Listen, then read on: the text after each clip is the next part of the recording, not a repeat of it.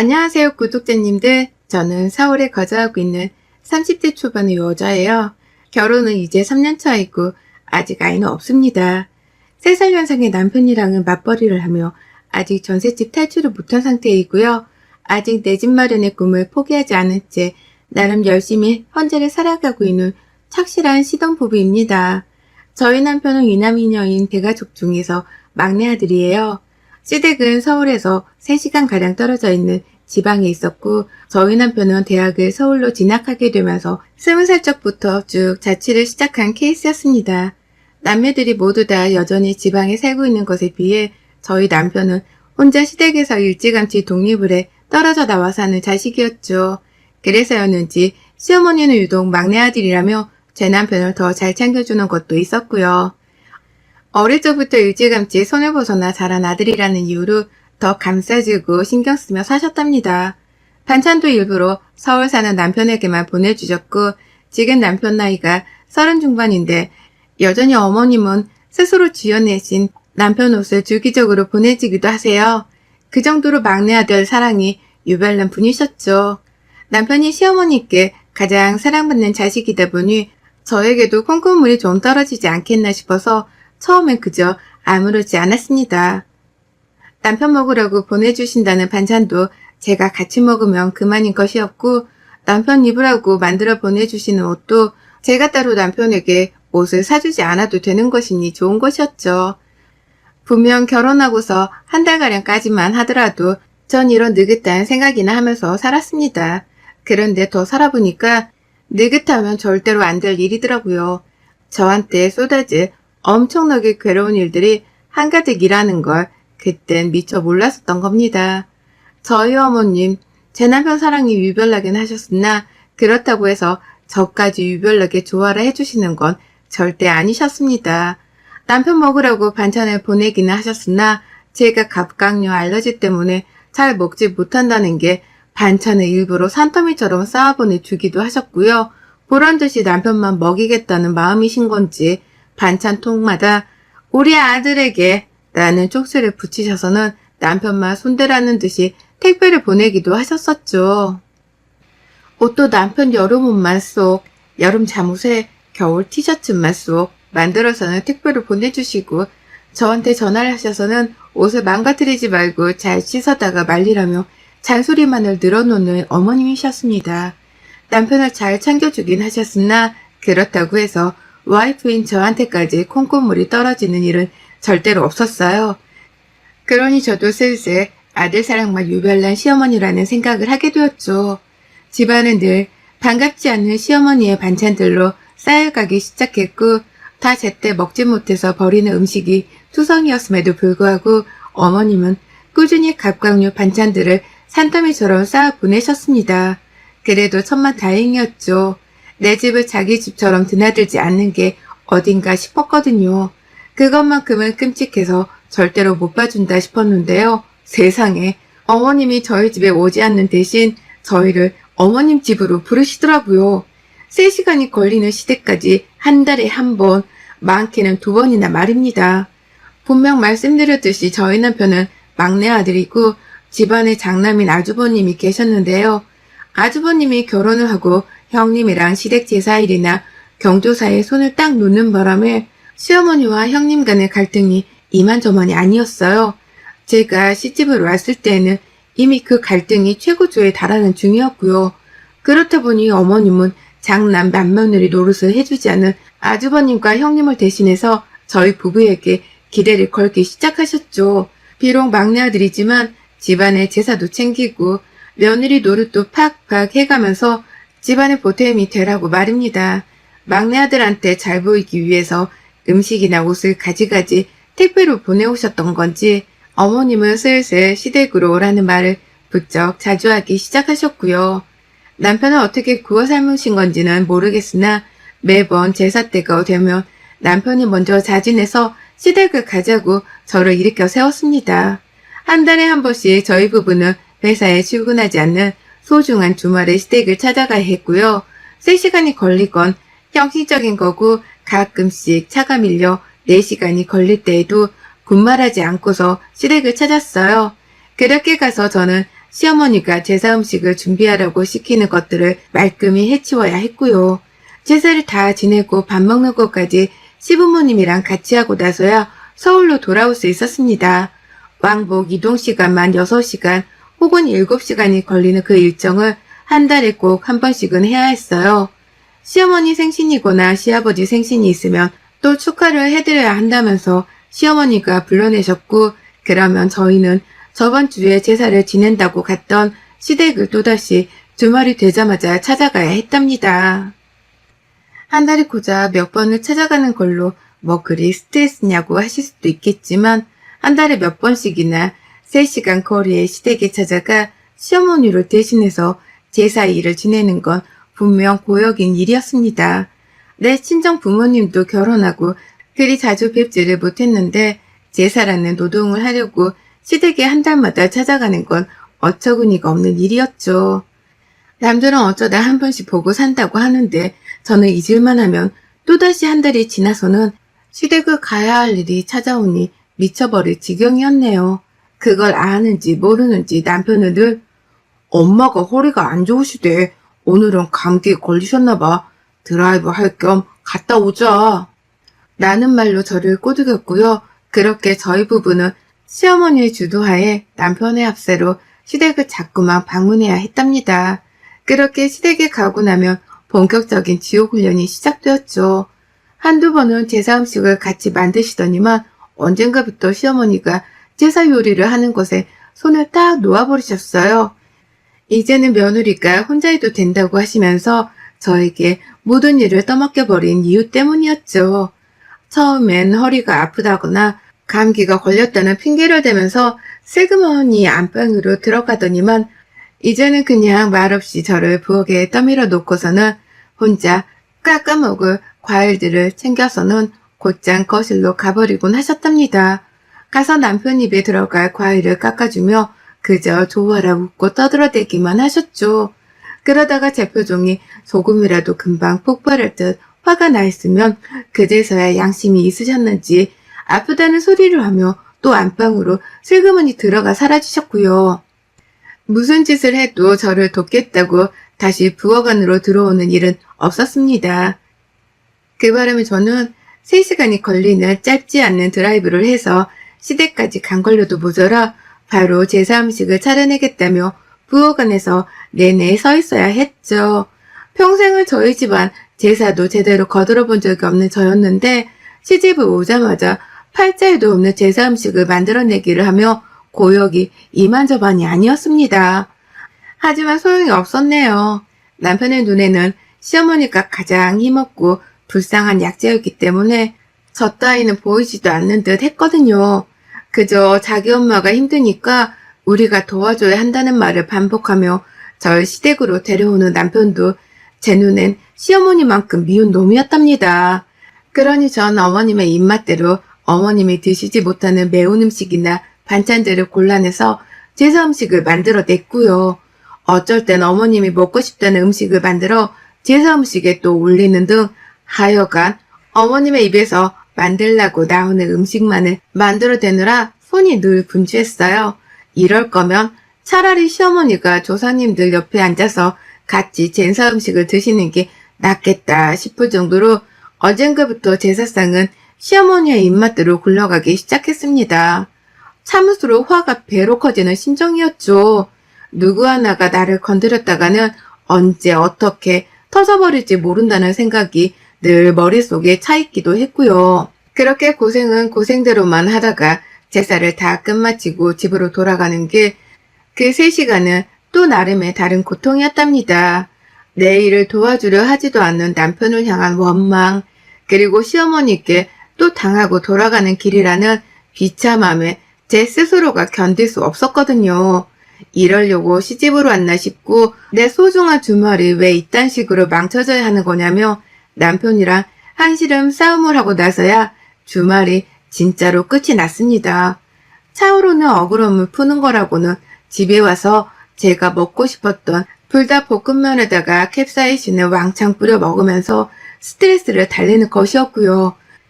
언제까지 제가 이놈의 제사 시다바리를 해야 하나 그 생각 하나로 매달 달력이 지나갈 때마다 속을 끓이던 저였는데 시어머니가 자진해서 제 분노를 끌어올려 버리셨답니다. 또다시 집으로 제사를 지내라 불러내고 난 후에 말이죠. 몸이 많이 안 좋아서 집에 있으려고 했지만 이번에도 남편이 시어머니 얘기를 들먹이면서 시댁에 가자고 저를 조르더라고요.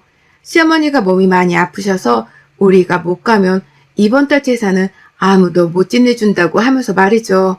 근처에 살고 있는 딸 자식도 둘이나 있는데 왜 3시간이나 걸리는 서울에 살고 있는 제가 가야지만 집안의 제사가 돌아가는가 싶어서 참 이해하기가 힘들었습니다.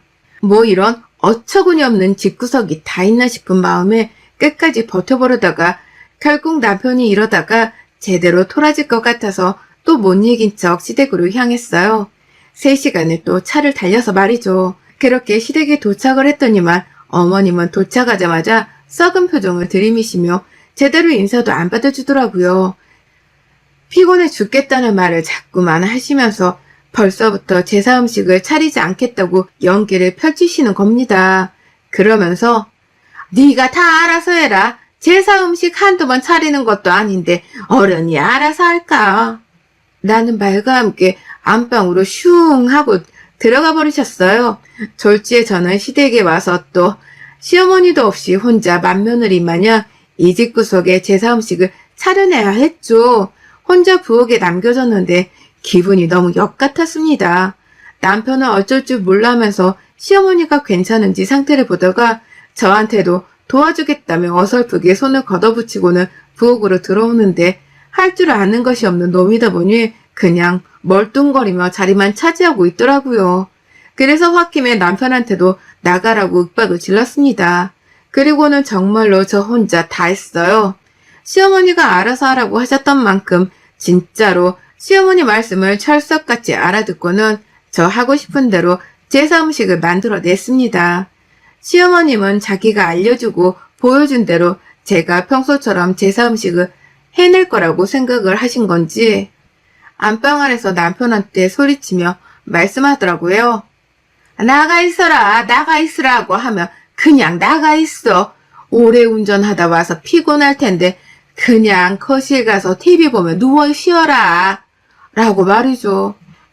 제가 남편한테 윽박을 지른 게 내심 속으로 열불이 나신 건지 큰 소리를 뻥뻥 내면서 남편한테 좀 쉬라고 친히 말을 거두셨어요. 저도 똑같이 3시간을 차 안에서 달려 도착을 했는데 저한테는 쉬란 소리를 한마디도 안 하면서 말입니다. 속으로 시어머니를 향한 욕이 육성으로 터져 나오려 할 때마다 저는 뭐에 홀린 듯이 제사 음식을 만들어냈어요. 눈에서 불이 날 정도로 거침없이 칼질을 했고 그러다 고추를 발견했죠. 어머님이 매운 음식을 못 드셔서 시댁에는 원래 고추가 하나도 없는데요. 열받은 채로 막 냉동실을 뒤지고 있다가 아주 우연찮게 조그마한 빨간 고추들을 여러 발견했습니다. 보아하니 시아버지가 술을 좋아하는데 아버님 해장용으로 국을 만들다가 남긴 고추인 듯 했어요. 잘라낸 냄새를 맡자마자 올라오는 매운 향에 섬뜩 놀래긴 했지만 그걸 발견하자마자 옳다구나 싶었습니다. 그리고는 저 몇 개 없는 고추를 어떻게든 다 써보겠다며 전에도 넣고 국에다 넣어가며 온 제사 음식에 고추를 나눠 넣었어요. 잘게 잘라서 익으면 매운맛이 사라질까 싶어서 음식 조리를 다 하고 난 후에야 데코용으로 음식 가지가지 사이에 쑤셔 넣어버렸습니다. 제 눈에는 딱 봐도 고추들이 곳곳에 서려 있어서 매운 냄새나 향이 저도 모르게 올라오는 중이었는데요. 남편이나 시아버지 그리고 시어머니의 눈에는 그게 하나도 보이질 않는 건지 아무도 눈치를 채지를 못하더라고요. 그렇게 저는 어머님 말씀대로 제 마음대로 제사상을 차려냈고요. 제가 혼자서 생고생을 해가며 만든 음식으로 저희 시댁은 그날의 제사를 모두 다 치러냈습니다. 평소처럼 시어머니는 제가 음식을 다 차려냈다는 말을 듣고 나서야 안방을 슬그머니 나오셨고요. 그렇게 나와도 제사 음식 옮기는 걸 한 번도 도와주려 하질 않은 채 편안히 제가 해내는 일을 지켜보기만 하다가 시아버지와 함께 제사를 치르셨죠. 그래봤자 아버님이 주도하는 제사를 옆에서 지켜보는 게 전부이긴 했지만 말이죠. 그리곤 대망의 식사 시간이 찾아왔습니다. 아무것도 하지 않은 주제에 시어머니는 뭐가 그리 힘드셨는지 죽는 소리를 해가면서 상 앞에 앉더라고요. 그리고 전 특별히 고추가 많이 들어간 전과 국을 시어머니 앞에 내려놓고는 드시라고 드렸어요. 시어머니는 아무것도 모르고 자리에 앉자마자 괜히 음식을 한번 훑어보더라고요. 전 모양이 좀 삐뚤어졌다느니 국 안에 든 두부 크기가 제 각각이라서 보기 별로라느니 하면서 한마디씩 거들며 음식에 핀잔을 놓았습니다. 그리고는 한 숟갈씩 음식을 입에 가져다 대기 시작하셨죠. 전 어머님이 뭔 말을 하더라도 상관없었어요. 엿먹으라고 내가 직접 음식 안에 넣어둔 매운 고추들이 한가득인 걸 안다는 사실만으로도 제 속에서는 승리의 환호성만이 터져 나왔으니까요.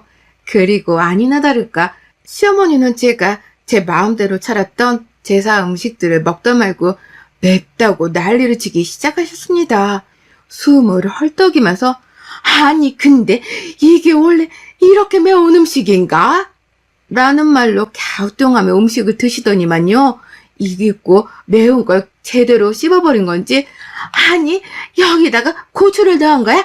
그게 어디서 났길래?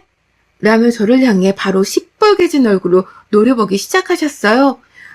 차마 화를 내고는 싶으나 속에서 차오르는 매운맛들이 감당이 되질 않았던 건지 어머님은 매운 걸 어떻게든 가라앉히겠다며 바로 숟가락을 집어 국물을 뜨셨는데요.